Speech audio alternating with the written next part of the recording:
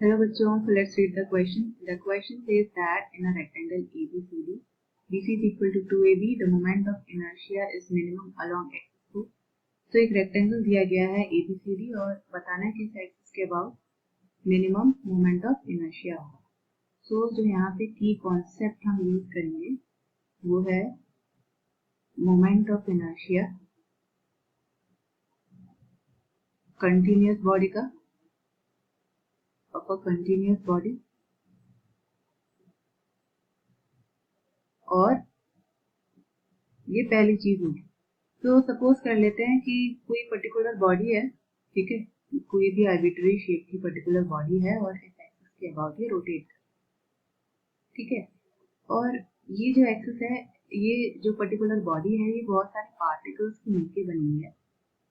छोटे छोटे पार्टिकल्स हैं जो कि इस एक्सिस से अलग अलग दूरी पर हैं.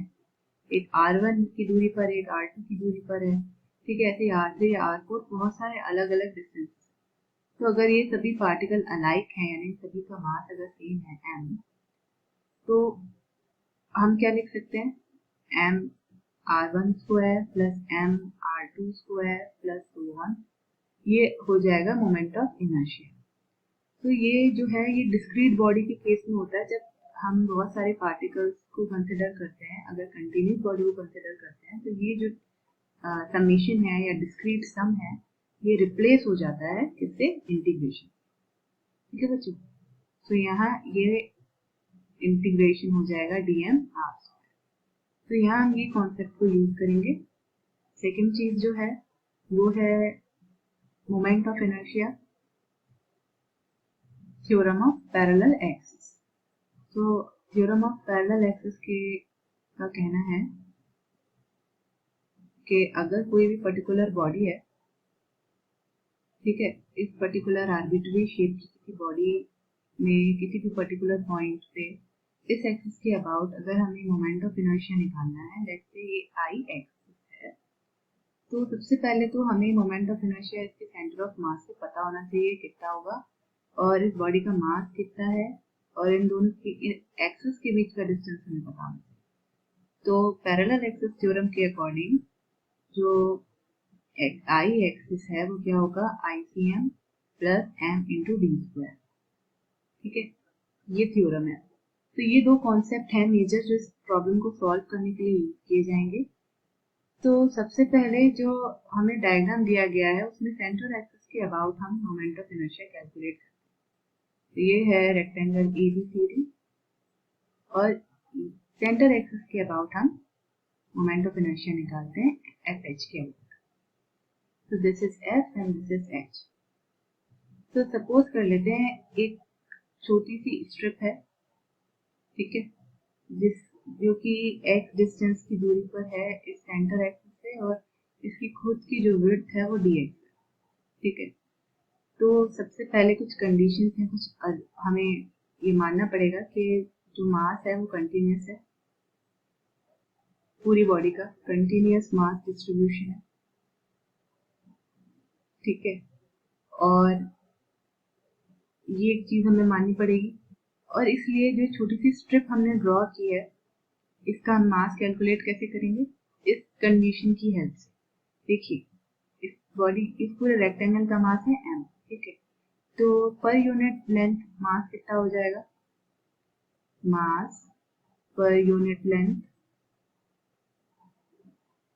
और लेंथ को रिप्लेस कर देना चाहिए एरिया से, क्योंकि यहाँ रेक्टेंगल जो है वो एक 2D शेप है ना. तो 2D शेप में हम लिखते हैं पर यूनिट एरिया. तो हम इसे लिख सकते हैं मास पर यूनिट एरिया. एरिया क्या हो जाएगा, अगर AD is equal to L है और AB is equal to B है, तो यहाँ पे AD को क्या दिया गया है, AD को कहा गया है 2B, इक्वेशन में दिया गया है. तो यहाँ पे हम रिप्लेस कर सकते हैं 2B इंटू B. एरिया क्या होता है रेक्टेंगल का, L into B, length into breadth. तो यहाँ पे मास पर यूनिट लेंथ क्या हो जाएगा, 2BM upon 2B square.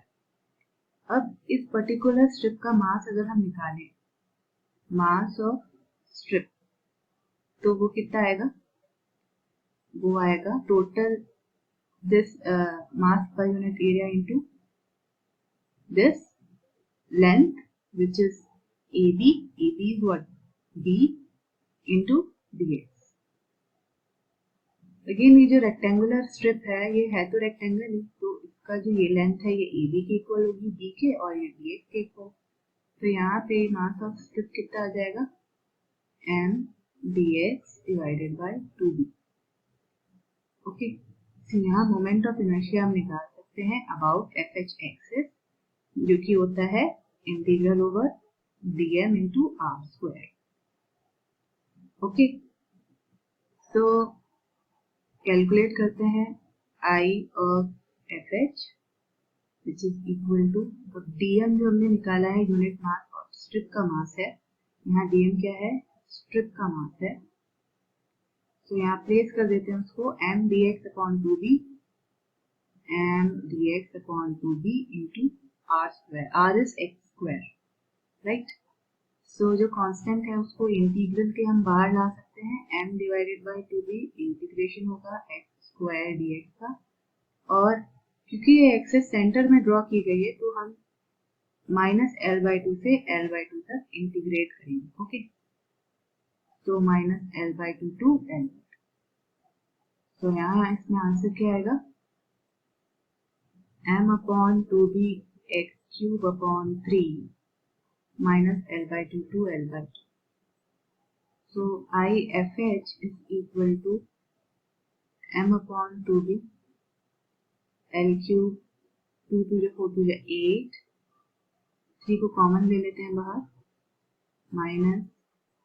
Minus l cube by 8, so it will be equal to,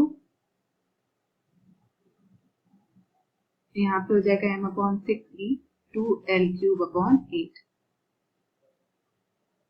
तो उसको सॉल्व करने पर हमें मिल जाएगा 3m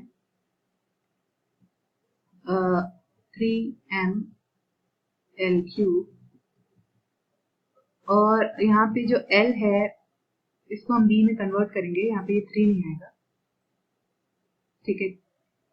तो यहाँ पे आ जाएगा ml cube divided by 8 3 24 b। अब l को हम b के टर्म्स में लिख सकते हैं, ठीक है। तो IFH कितना हो जाएगा? m into 2 to the 4 to the 8 b cube divided by 24 b। तो यहाँ आंसर आ जाएगा mb स्क्वायर डिवाइडेड बाय 3।